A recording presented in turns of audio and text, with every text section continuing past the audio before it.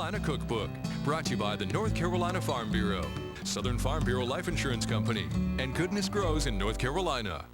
If you're a backyard gardener like I am, you probably have lots of these things laying around right now. Hi, I'm Chef Shirle, and I'm going to show you how to make 3 great recipes using 3 different kinds of tomatoes. We're starting with the Roma tomatoes, and I'm going to show you how to make the easiest bruschetta you've ever seen. We're going to start by taking chopped Roma or plum tomatoes. We're going to add in our capers, some olives, and some onion, salt, olive oil, and a bit of balsamic vinegar. And to that, we're also going to add in some fresh basil. We're going to take our bruschetta mixture and we're going to put it in the fridge and let it sit in here for about 30 minutes to marinate. In the meantime, we're going to start on our stuffed tomatoes. We're going to scoop out the inside pulp, and then we're going to start making our mixture, which is a combination of breadcrumbs, feta cheese, because remember this is Greek, our Kalamata olives, basil, parsley, a bit of salt, and some olive oil. And then we're going to mix this up and stuff our tomatoes with it. Now that our tomatoes are stuffed, we're going to stick these under the broiler for about 2 minutes. And while we're doing that, that's going to give us time to start on our cherry tomato and butter bean saute. We're going to start by adding butter to a pot, adding in some parsley, some fresh rosemary, some garlic, and our cherry tomatoes, which have been cut in half, and then our butter beans. Now you can get fresh butter beans right now at the farmer's market, North Carolina grown, and let this cook for about 3 to 5 minutes until it is thoroughly heated. Take a really nice piece of garlic and you're going to rub your bread slice with it. And I know this looks silly, but it really imparts a lot of flavor onto the bread. And then we're going to put our bruschetta mixture on top and plate it up. So when your garden is bursting with tomatoes, try these 3 great recipes to put them to good use. And that's 3 recipes for your Carolina Cookbook. Try them today. I'm Chef Shirle. Carolina Cookbook, brought to you by the North Carolina Farm Bureau, Southern Farm Bureau Life Insurance Company, and Goodness Grows in North Carolina.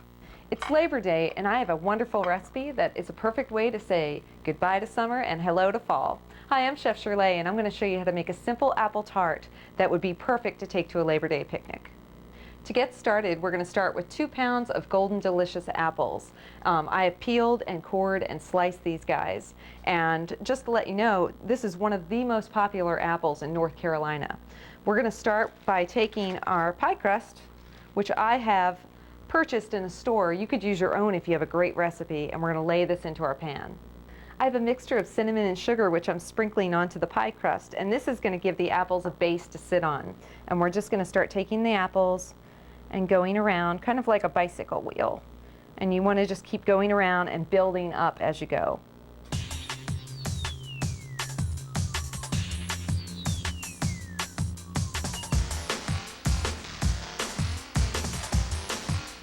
Now that our apples are laid out, we're going to take the rest of our cinnamon sugar mixture and we're going to top it off with that.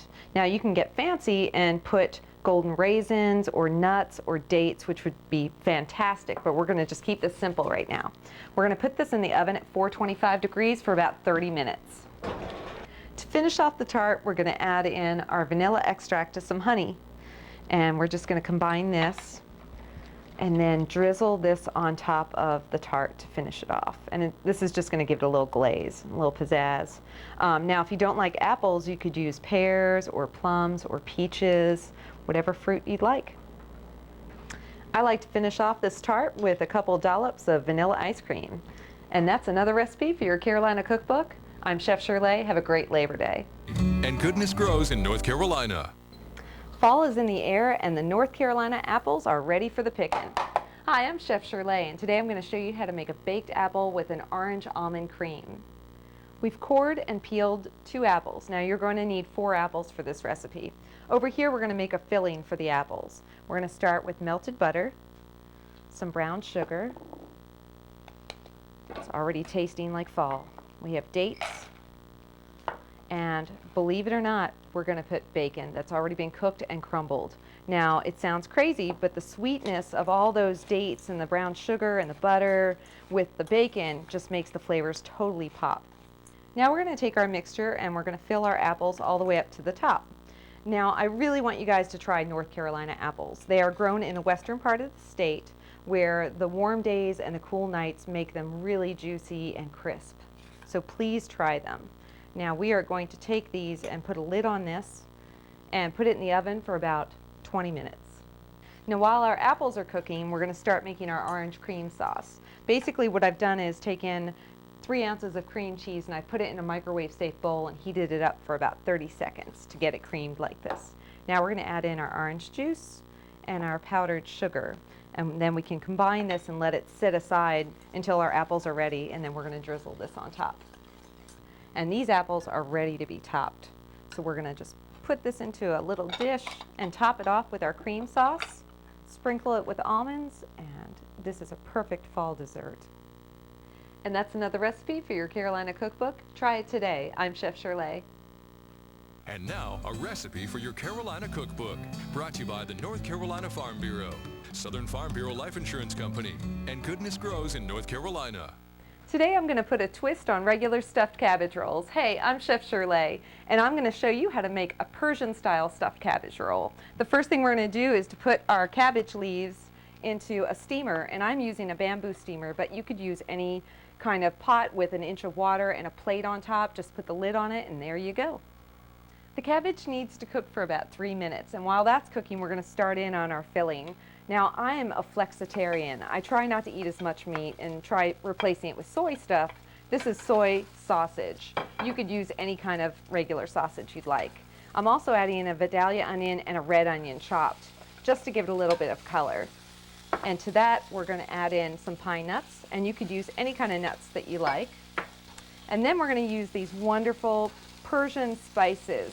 We have sugar, cinnamon, cumin, and allspice. And what makes this so wonderful is that these sweet spices are going in with a savory, salty sausage, and it's just wonderful. Our mixture has been cooking for about 5 minutes. And to this, we're going to add in about 1/2 cup of brown converted rice. Now, you can use any kind of rice, but I like converted because it cooks faster. It's already been pre-cooked and comes dry in a box. If you use whole rice or regular rice, you just have to cook it longer, that's all. And we're just going to stir this in and incorporate it in with the spices and whatnot. And then we're going to transfer this to a plate. Our cabbage is done steaming, and we're going to take it over here. Now, you can use any kind of cabbage you'd like. Just go to the farmer's market and see what they have in season. Now, we're going to put these on a plate and let them cool for about 5 minutes because they're really hot to handle right now. Our leaves are cooled, and now we're going to put our filling in. We're going to take a spoon of our mixture. We're going to fold the sides in, kind of like a tortilla, and then you're just going to roll this over. Put it in your pot and fill these up. I've combined tomato sauce and water, and I'm going to pour this over top of the cabbage rolls, put a lid on it, and let it cook for about 20 minutes. You know your stuffed cabbage rolls are done when they've puffed up about twice the size that they were. That's another recipe for your Carolina Cookbook. Try it today. I'm Chef Shirle. And now, a recipe for your Carolina Cookbook, brought to you by the North Carolina Farm Bureau, Southern Farm Bureau Life Insurance Company, and Goodness Grows in North Carolina. Nothing's easier than a quick stir fry. Hi, I'm Chef Shirle. Check out these green beans I just found at the farmer's market. They're all over the place right now, and I'm going to show you what to do with them by making a great Asian beef stir fry with green beans. I'm going to start off by making a paste, and I'm using garlic and salt in a mortar and pestle. Now, if you don't have a mortar and pestle, you can use a little mini food processor. Now, to this, I'm going to add in our other ingredients of red and green chilies, some lemon zest, some ginger, and some lemongrass.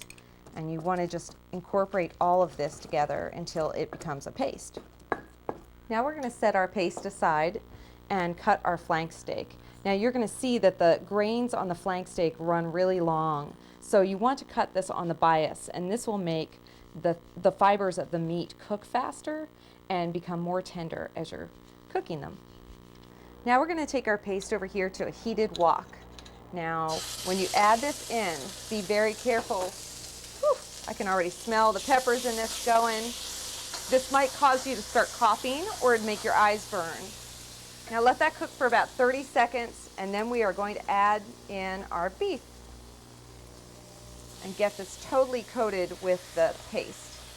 Now when your beef looks like this, you're going to add in the rest of your ingredients. So we're going to add in our tomatoes, our green beans, some fish sauce, our sugar, and our cider, and throw in some Thai basil. Now if you don't have Thai basil, you can use regular basil. And just give this a stir really quick, and it's that simple. With more than 800,000 cattle here in North Carolina, this is a great recipe for your beef section of your Carolina cookbook. Try it today. I'm Chef Shirle.